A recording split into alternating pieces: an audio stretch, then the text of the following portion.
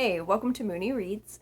My name is Beck, and today I'll be talking about the books that I read in the month of August. The last half of the month was the History Challenge, so I'm going to start off with the books that I read for that.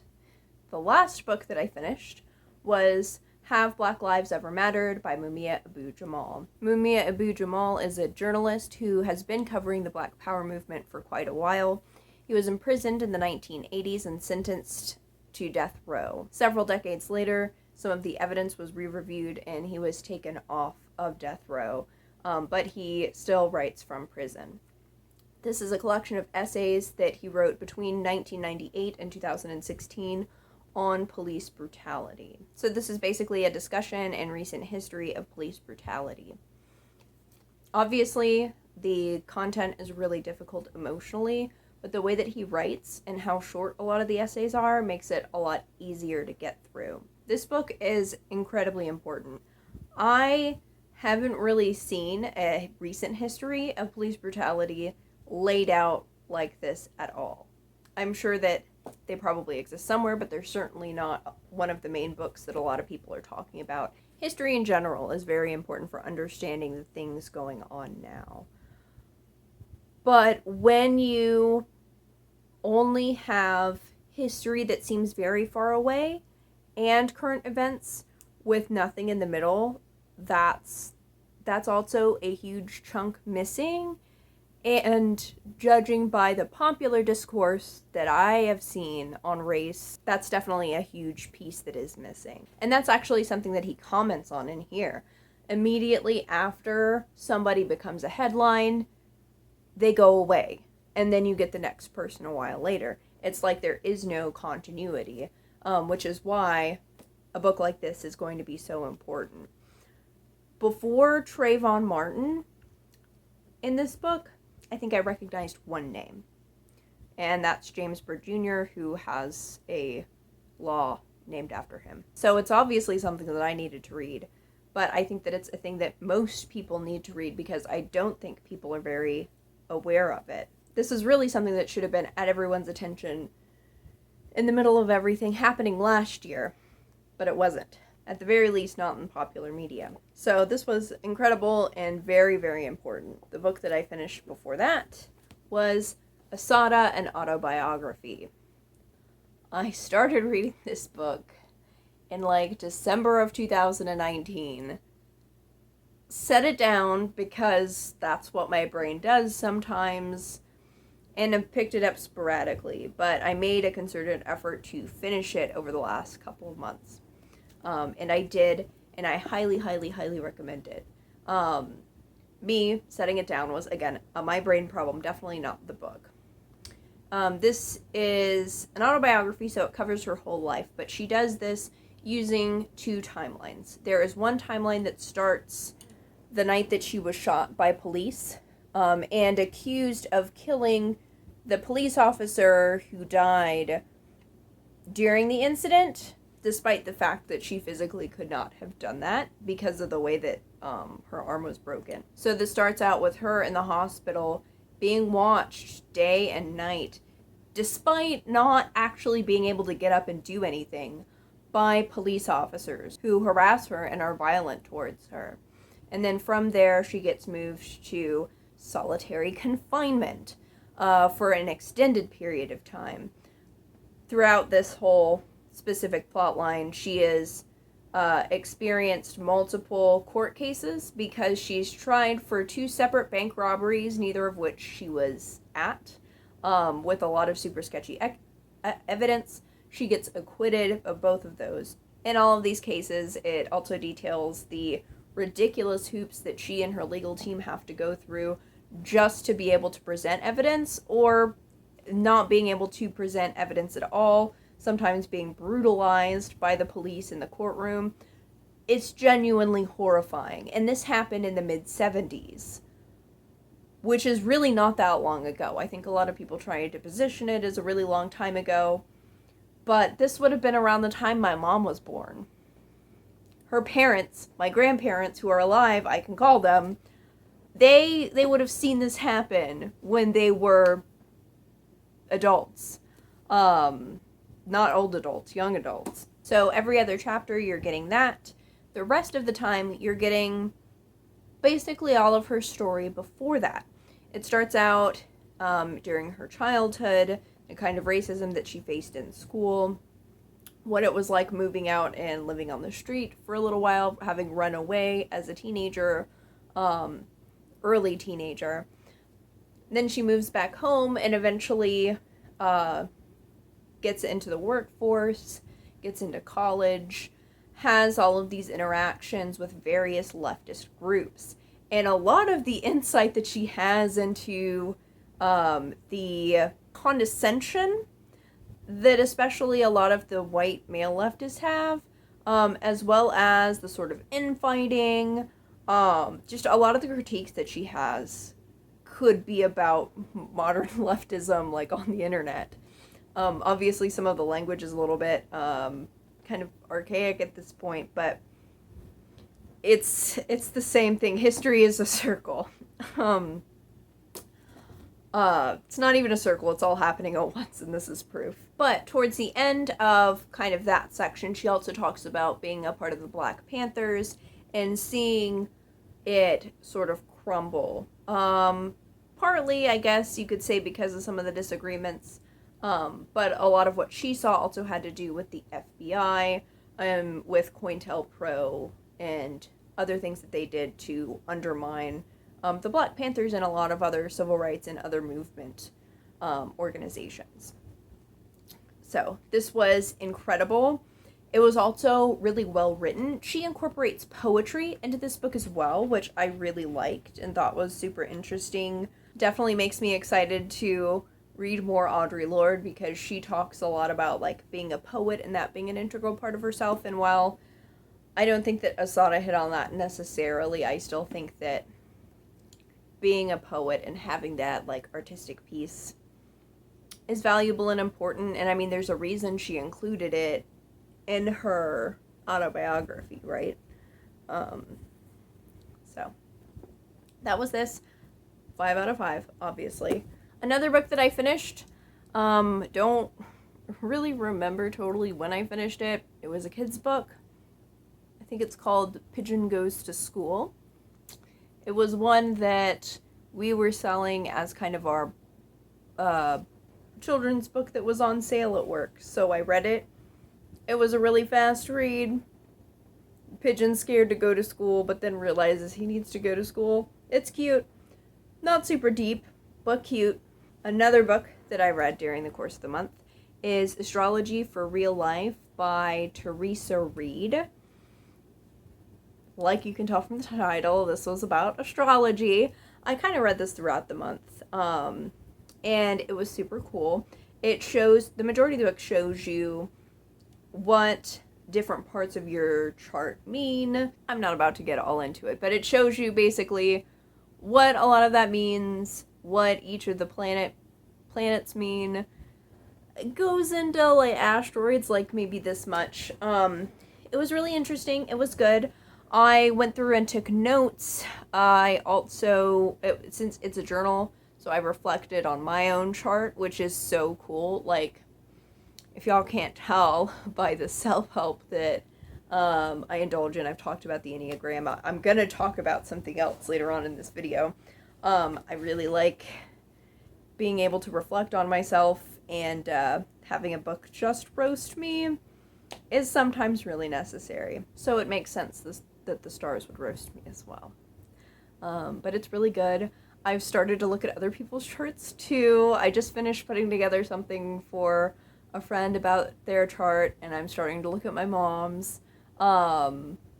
It's definitely, this definitely isn't the end-all be-all book on it.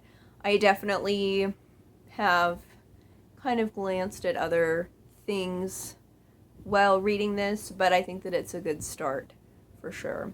The other self-help book that I mentioned, I read Polysecure Attachment, Trauma, and Consensual Non-Monogamy. This was excellent. I think I ended up giving this book 5 stars. It doesn't go into too much detail, but I think that it gives you enough information while also giving you tools to reflect. and all of it being really accessible. So I think it balances that really well. In the first part, it talks about attachment and trauma, and she breaks it down really well. The first chapter talks about your standard, I think it's 4 different types of attachment. And then in the second chapter, she kind of expands that and talks about how you can, it's kind of more of a spectrum than just 4 separate groups. And then in the final chapter of that part, she talks about the nested model, which I thought was super cool. She basically acknowledges the fact that you can experience trauma on multiple levels. You have relationships, not just partners and parents, but friendships and relationships with people. You have your home, which can be physical or the people living in your home, local communities and culture, society, and kind of global trauma. So this is incorporating a little, I think, sociological piece to the psychological, which is often really missed. So I thought that was super cool, and I would like to see a whole book on that. That's not what this was, and that's fine. The second part of the book kind of breaks down, first of all, what consensual non-monogamy is, and then looks at how attachment can be applied to non-monogamous relationships, because in a lot of attachment theory framework, it's very mononormative, very amatonormative. And she's trying to break that down so that you can apply it to multiple relationships and there isn't the automatic, not stigmatization, although that's a piece of it, but pathologization. So that she breaks it down that way because so often polyamorous relationships are pathologized, or people who feel like they prefer to be in non-monogamous relationships. And then she just kind of elaborates on that in the final chapter. Then part 3 is the actual implementation of all of that. So how to make a solid foundation, how to go from being having a more difficult attachment style to a secure one. And one of the things that I really love is that she also focuses on your relationship with yourself, and that needing to be addressed kind of before anything else. Or certainly that has to be okay in order for your other sorts of attachment to be really healthy. So, this was just super cool. Definitely recommend it. Even if you're not polyamorous, I would recommend it, because even though it's set up not assuming monogamy, I think that a lot of monogamous people would get a lot out of this, especially the first part, but also even the questions that she has people asking about their relationships can still apply to monogamous ones. Just because you're following what is the standard doesn't mean that all aspects of your relationship have to be the standard. If you don't know why you're in the relationships or what some of the boundaries are, that's a problem. So, highly recommended for everybody. Before that, I finished An Unkindness of Ghosts by Rivers Solomon, which I listened to on audiobook, primarily. Towards the end of the book, I really needed to read and listen. I was so just in it, you know? It was incredible. I can't go into exactly why it's as cool as it is, because I don't want to do spoilery things. But basically, the synopsis of this is that it takes place on a spaceship that is set up basically tiered like the antebellum South. The people on the lower decks are enslaved and doing the work. The people on the upper decks are more well off. And the main character of this is in one of the lower decks, but is a healer. So they work alongside the surgeon, who is from the upper decks. and it has incredible things to say about race. I mean, it's clearly critiquing both history and present. It also has amazing things to say about queerness. And again, I don't want to say too much, but it's incredible. There's also a climate element of this as well, which is pretty cool. Yes, if you have not read anything by River Solomon yet, definitely get to it.